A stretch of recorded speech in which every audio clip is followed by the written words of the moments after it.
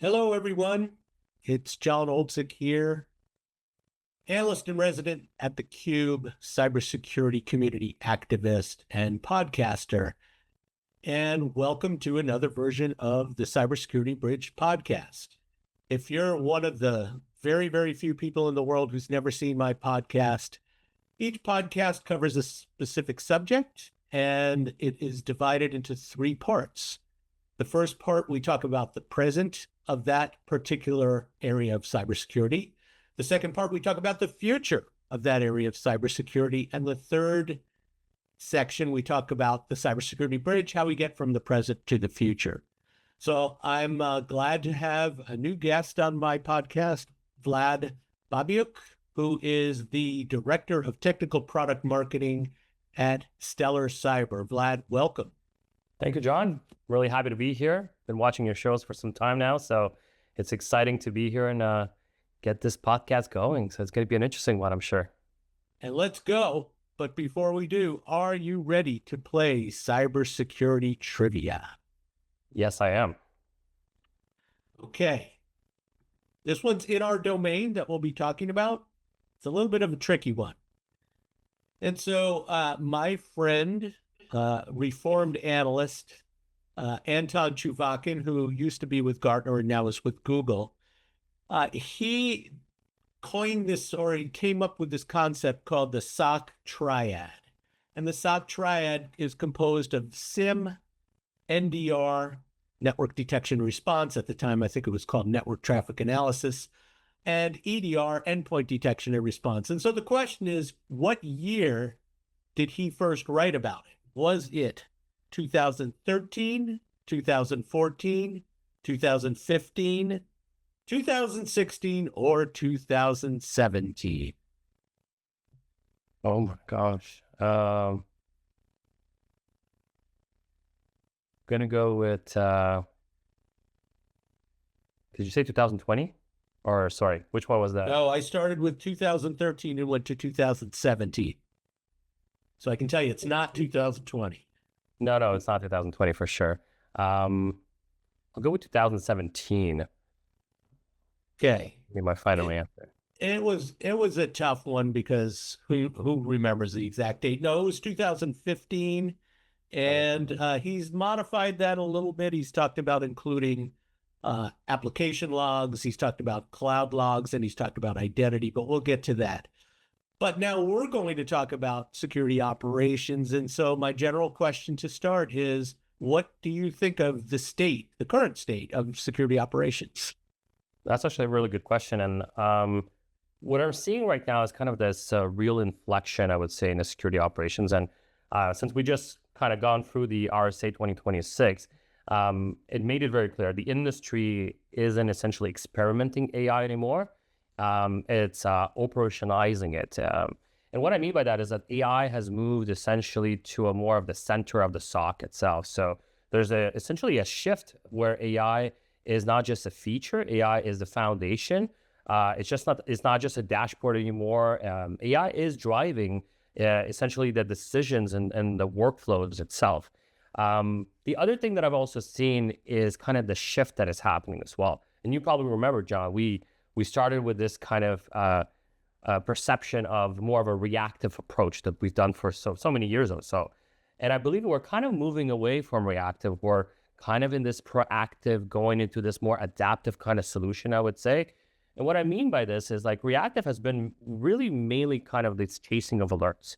The proactive has been this kind of threat hunting or the enrichment itself. And now we're moving this adaptive, where we're seeing systems that are essentially guiding investigations. We're seeing AI that builds context and paths automatically. We're seeing analysts that are able to validate some of those outcomes. So it's a very interesting kind of approach, this whole autonomous SOC. And you've heard autonomous SOC, you've heard AI native security operations, AI SOC. There's so many different words, I would say. I'm not sure if you're going to have a question on this, but that is an interesting one, I would say. And then the other two things I would say that I'm seeing a lot as well is this market consolidation kind of continuing. A lot of those platform level solutions that are starting to acquire some of the dependencies that are needed, I would say, to be able to grow into this AI new world. So, a lot of the data pipeline acquisition that we've seen, like the Observer AI, the Onum, this is continuing, as well as the AI security space. That's also becoming a new category, whether you're seeing those kind of AI security companies that are a single point AI security companies that are just necessarily doing maybe the visibility of how the employees are using AI application, the models, how they're behaving, the agents. You're hearing this AI security systems, or you're seeing the platform level solutions that have a SIM or have an XDR that are acquiring those AI security solutions in order to be able to resolve that side of the things, because it also almost acts like a confidence level. Some solution we're able to build it in-house, some are acquiring. But needless to say, there's this AI security category, but there's also this obviously this consolidation that is happening in the market on both streams. So it's not a boring market from that description. There's a lot going on. But let me ask you, so you immediately got into AI, which is cool because AI is fundamental in what we're doing. We're watching what the adversaries are doing. But AI starts, or AI models start with good data. So I want to ask you about the data, because historically I've thought of Stellar Cyber as moving toward and marketing toward open XDR. And some would argue open XDR versus native telemetry. Well, native telemetry is stronger because it's controlled by a vendor, and open telemetry may not be as robust. What's your thought on that? I think open telemetry is probably the necessary requirement that is needed nowadays, especially because you cannot just rely on third-party data to be able to do and solve some of the things. And I say always, and probably the market is also kind of showing this, is that AI is just as good as the data that you have. So if you're just relying on one sphere of data, that becomes very complex. And also, when you look at the open XDR approach, we're not just looking at the endpoint. We want to also get some of the telemetry for the network. We want to get some of the telemetry on the cloud, the apps, the everything, because that is the picture that we're trying to solve here. And that, if I can say, that juice is that information is what's going to drive the ability for us not only to filter some of the noise that we don't need, but also focus on the things that we need by doing some cross correlation, by focusing on the case centric approach, but also being able to utilize some of that automation that we have and that the market is kind of doing right now to really build in that autonomous SOC capability. So I think the open telemetry is probably the best approach, and also the avoidance of the specifics around the vendor lock-in, because a lot of users are also looking to be able to multiply the usage of what they want to use on a day-to-day basis, not just one specific telemetry itself. I'm not sure if I'm answering your question, but that's kind of the approach that I've been looking at. That was good. That's a good start. Let me dig into that a little bit, because open telemetry assumes that you're getting that telemetry through APIs. Everything I've noticed in the market is that the APIs aren't really that good. A lot of them are poorly written. A lot of them are limited. They give you limited access to the data. So since you're in that market, tell me where I'm right and tell me where I'm wrong on that. I would say, I think there's kind of an important nuance. A lot of the vendors talk about this open telemetry and APIs, but in practice, just having APIs is not necessarily something that's going to be able to solve everything. So APIs are great access, I would say, but they don't solve necessarily the normalization, the correlation, or the consistency. So what ends up happening essentially is that teams still have to stitch everything together. Agents have their own issues as well, deployment overhead, coverage gaps essentially, but there's a real challenge with APIs versus the agent itself. The way I've seen that have worked pretty well as well is like having sensors, sensors specifically built in directly within a on-prem solution.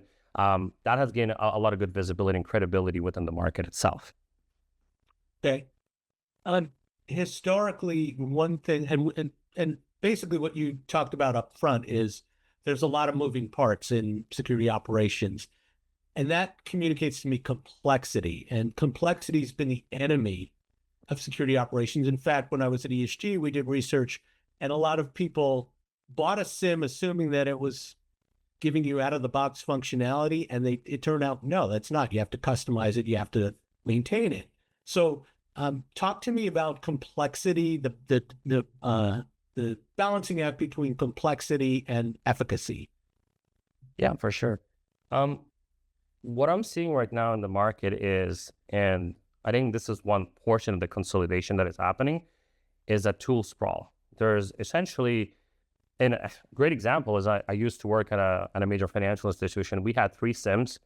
We had 2 NDR solutions. We had 2 of everything, 3 of everything. Are we using all those solutions? We were not using all those solutions because it was complicated to be able to go from one solution to another solution and be able to stitch it together, understand exactly what's happening. So I think the market right now is reacting to the approach that we've done for so many years and trying to consolidate. And I essentially look at it as 2 consolidations that are happening. The first consolidation is an internal consolidation. You're seeing some of those platform level solutions that are realizing, hey, we need a more unified view of what is happening there, a better workflow for our users. So they're combining their SIM, they're combining their XDR together, they're combining their SOAR together, they're combining their attack surface management, they're combining everything together and they're putting this kind of unified view. Obviously, they might not have all the tools, and so there's another type of consolidation that is happening where they're acquiring companies in order to create that full picture. And I think ultimately, this is where the complexity is. One of the first complexity, I would say, is because tools are you're using in a SOC tools that are a little bit everywhere, and you're not able to have that kind of unified view and approach in your investigation. I think this is actually shifting right now. So I think there is definitely a much better approach that is being coordinated within the market, but it's still very far away. We're still seeing, like, especially with the companies that are acquiring other companies in order to create that unified view, the stitching together is not always perfect because you have one architect that has worked perfectly fine for you, but it doesn't mean necessarily that it's going to be the same thing with the other solution, and maybe the maturity of the other solution is not going to be as great. I think what has worked very well is organizations that are able to create something that is purposely built for the market, for the user, and that is truly unified, not something that you're stitching together. The other thing that I would also say is in a kind of different perspective is I'm looking at a tool right now. It's like you want a tool that is working for the user, not the user working for the tool. And that has been a big issue in the past because, as you remember, in the 1990s and then the 2000s, when we first started kind of getting together the security event management, security investigation management, combining them all together, there was a pretty significant tuning required, a lot of work from the user to be able to make it compatible. Nowadays, I think a lot of the companies are realizing, hey, we need to provide a lot of those out-of-the-box detections, a lot of those out-of-the-box integrations. We need to provide some of that automation, so it's prioritized. So we have that cross correlation, the threat intelligence enrichment, all those things combined together. Yeah, I remember those days. Not somewhat fondly, but not from a technology or a use case perspective. But let's move on to the future. And you started by talking about the agentic SOC or the autonomous SOC, and I'm wondering, where do you think we are today? And since we're talking about the future, what can we expect in 2 to 3 years from AI agents dedicated to security operations? Yeah, I think today we're just starting to realize the implication that AI has on security. And we're just learning. We're kind of in this infancy phase. And I'm going to back it down a little bit. When the SIM became the SIM, that was a learning curve. When the SIM became the next-gen SIM, that was a learning curve. When people realized that EDR was not the only approach, you also need XDR, you also need Open XDR, that was a learning curve. When we moved from SecOps, TDIR, Unified, that was a learning curve. And I think now we're realizing that, hey, we need to combine, we need to understand all of this, plus we need to add the AI component in order to be able to fully have this complete picture of the autonomous SOC sphere. How does it reduce the amount of alerts for our users? What are some of the impact that it will have on the response capability that we have, what else can we do to really fight AI with AI? And I think that's kind of the better kind of way of saying it. I kind of see SOC that becomes kind of more AI driven by default. So I think AI will correlate a lot of the signals, build a lot of the investigation, recommend a lot of the actions, and we're already seeing this in the industry. And then analysts are essentially going to be shifting, and I'm sure this is has been said multiple times already, but analysts are going to be shifting for more of a kind of decision making, oversight, expertise, kind of more like a strategic role, I would say, on the forefront. I think data strategy is also going to become a kind of the battleground. So I think key trends like data pipeline control is going to be a big one. I've also seen like a few folks were talking about like ETL agents. So that's going to be interesting how that's going to be positioned in some of those data pipeline companies. Cost optimization, open and close architecture. I think the platform consolidation is going to continue, of course, as well. And I think AI security is going to become mandatory. I don't see it being as a component that will not, it will need to be part of your ecosystem as part of your ongoing strategy in order for an organization to be able to have the full visibility in the system, because the complexity of the attacks that we're seeing today are probably not even as big as what we've seen or what we're about to see in the next few months, in the next few years or so, because our attackers are using AI to create more complex attacks. And so if we don't have the tools to be able to view it and to be able to capture it and isolate it as quickly as they're able to create it and make it as complex, then we can't survive. And so that's why I would almost say the only approach right now moving forward is to have an autonomous SOC capability or features to be able to move forward. Yeah, I agree. I think it's a work in progress, and I think you do too. And we saw that at RSA. But we're also seeing, and we talked a little bit about this, but new data sources. So identity, to get a better view of understanding the root cause of an attack, also understanding who owns an asset. We see exposure management integration so that we can have more of a risk-based approach. And how do you see those things coming together with AI agents? So in other words, there are product categories: identity management, CTEM, or exposure management. Do you see those merging into security operations, or is there a loosely coupled kind of relationship? I know I've actually seen the continuous threat exposure management agent. That was something that I've seen as well. I think identity is becoming kind of the central layer for understanding a lot of the environment, but it's still one of the kind of hardest problems to solve well. In most environments today, I think identity is fragmented. You have users, you have service accounts, you have cloud identities, you have API keys, you have AI agents.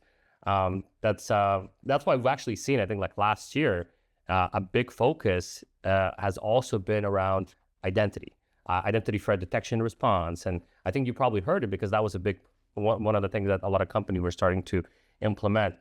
So all of this is kind of interacting with the assets, but they're not always clearly, I would say, mapped itself. So when alerts fire, one of the first questions you typically see is still who actually owns this, and what can they do? And I think that's where AI starts to actually help, but only as the right context. So what we're seeing emerging is essentially AI is building the dynamics behind the identity graphs, linking users to assets, permissions, behaviors, and activity over time. So now when you bring AI agents into the picture, it gets a little bit more interesting because agents effectively become kind of this new identity in the system. They can take action, they can access data, and they can trigger workflows. So I think the question kind of shifts from who owns this asset, which identity, is it human or is it machine? Is it responsible for the action, or should it be allowed or not? So the future about it, I think, is probably going to be more of a unified identity asset context and activity into kind of a single view. I think that's the direction we're seeing this as well with like a lot of the other solutions like NDR. NDR is not going to be, I don't believe personally that it's going to be like a standalone solution. I think it's going to be within this full unified sphere. And we're already seeing like some companies that are also creating dedicated agents that are able to auto triage not only EDR alerts, not only UEBA alerts, but also NDR alerts. And so maybe identity is going to be another portion of it. Do you think we evolved to a place where there's really strong local coverage? So you mentioned identity detection and response. We've got network detection and response, cloud detection and response, endpoint detection and response.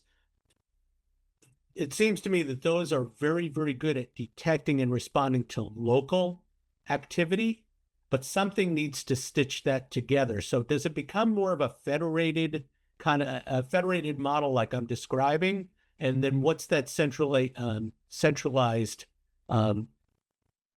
investigation platform, if you will? Does that make sense? Yeah, I believe it's more like kind of like a local coverage, of course. One of the things that I'm seeing in the industry is also like, and it's probably more, it's more of a common thing to see on the auto triage side of things is, and the federated search is probably one of the biggest ones as well, but is the coordinator agent. So that can be another kind of interesting portion, I guess. And I don't know if that's maybe the answer itself, but it's definitely one of the approach that could be dedicated specifically on stitching it all together, putting it together, and giving them guidance and direction on what needs to be done. Because they all kind of share a certain amount of context well, so stitching it together becomes kind of almost a manual process. So I think you need that kind of system to try to kind of reconstruct and put it in an actual unified approach to be able to move forward. So that's one thing, because I think people don't realize, you might hear like auto triage agent, you might hear you might hear the response agent, the summarization agent, and whatnot. But in the background, there is a lot going on. There's many agents that are working together to try to complete that full picture for the analyst, so the analyst doesn't have to do it. And I think that's probably maybe one of the directions that we can see this put together in the future.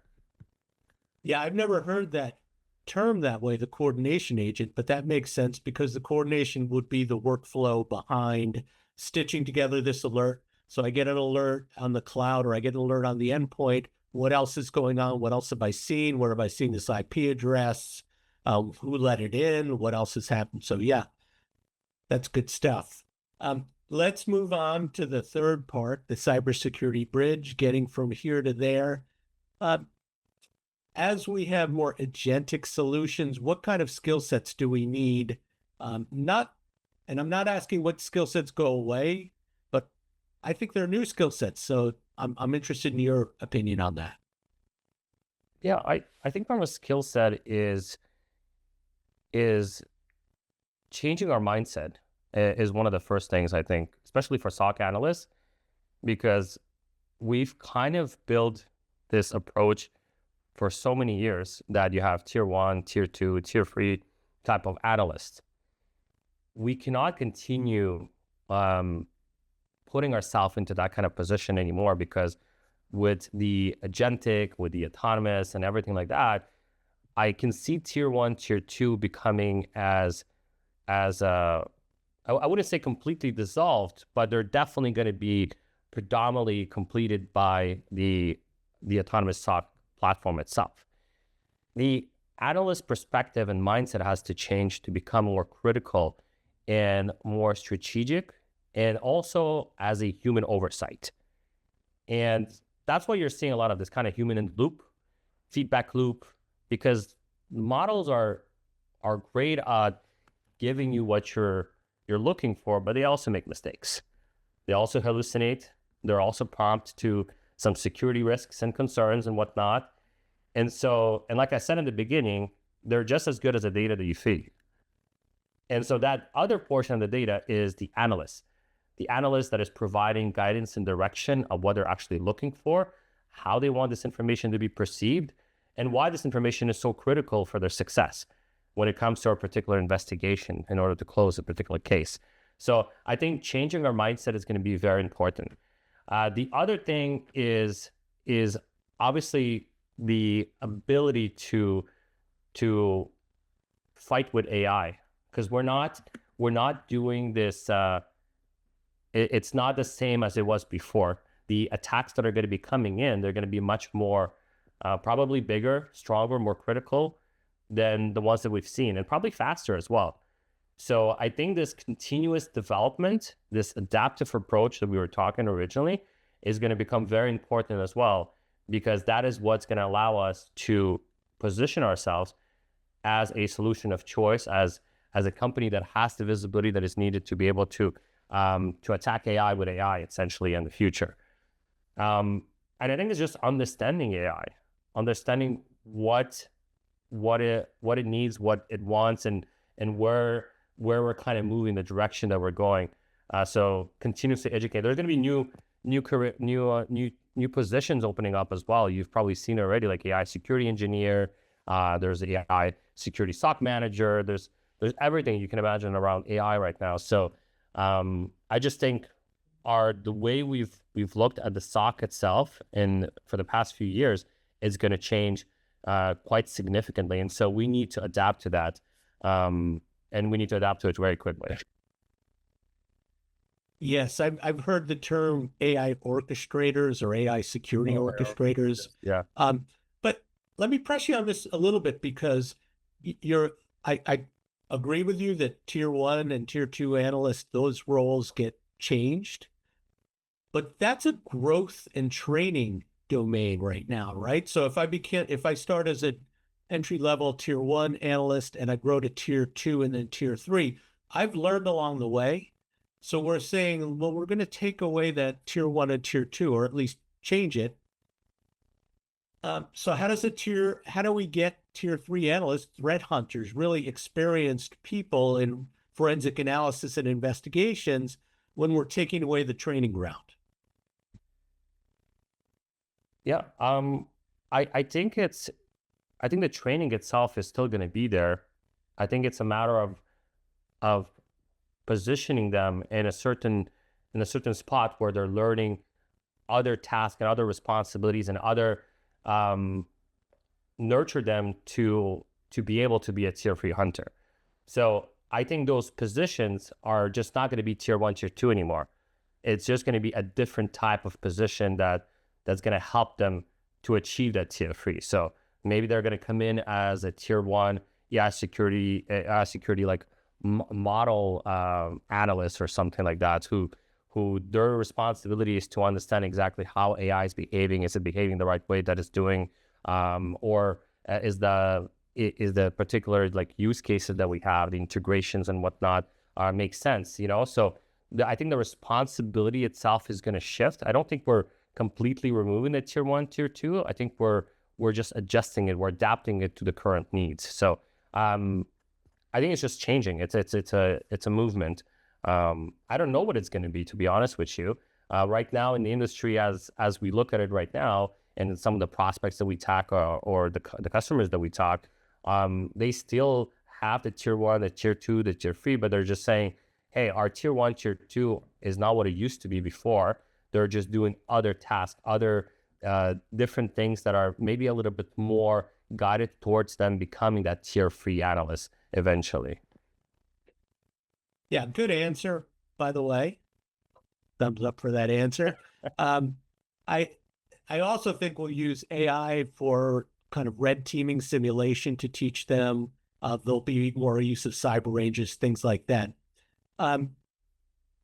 So here's a question that I've pondered with for years, and that is, if you look at security in general, it's a horizontal practice, meaning everyone needs a SIM. Doesn't matter if you're a manufacturing company, financial services, healthcare.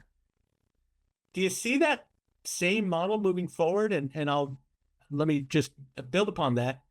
AI is going to change all of these industries. I do some volunteer work at a hospital, and even my little local hospital is adopting AI and it's going to make it much more of a different business model than it has been historically.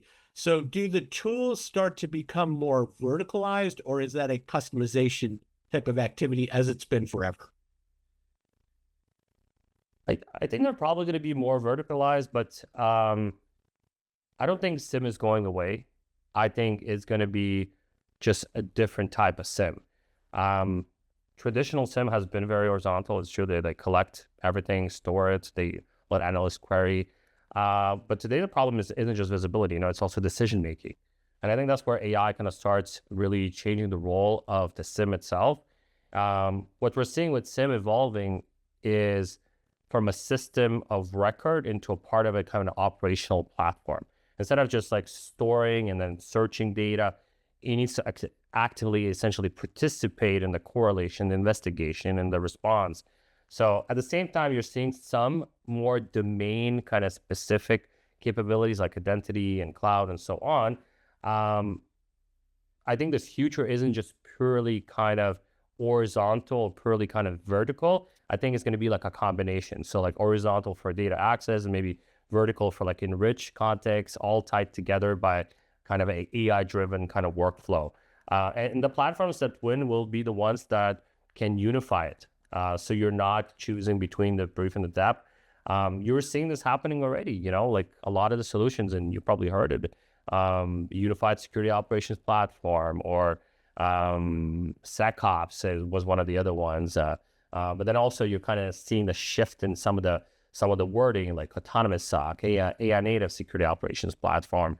You're seeing some of the SOC overlays, some that are just really positioning themselves on the just their ability on filtering some of the alerts that are coming in, but don't necessarily have any like detections out of the box, don't have any integrations out of the box.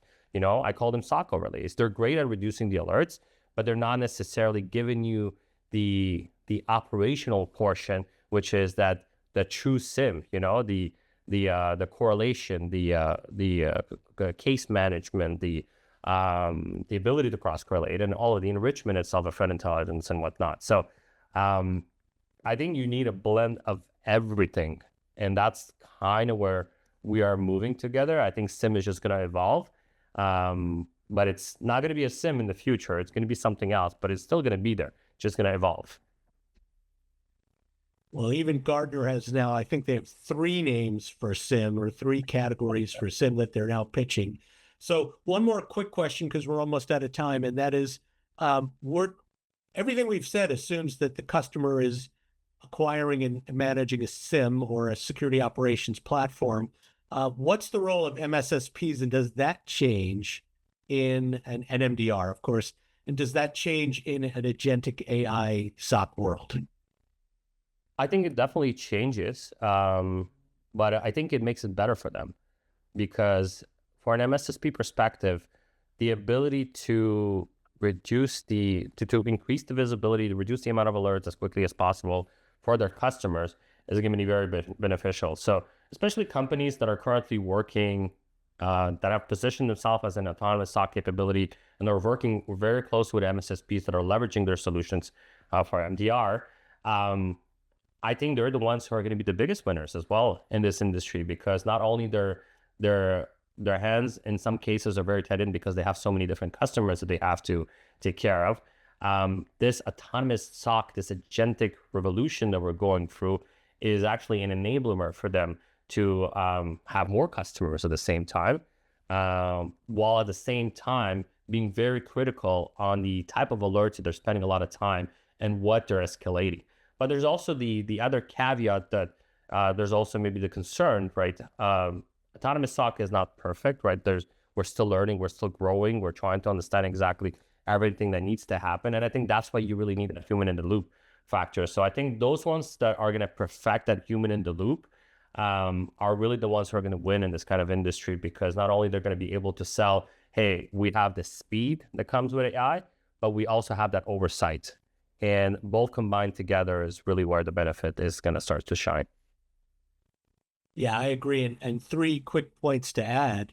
One is AI technology allows them to customize what they offer, maybe for different verticals.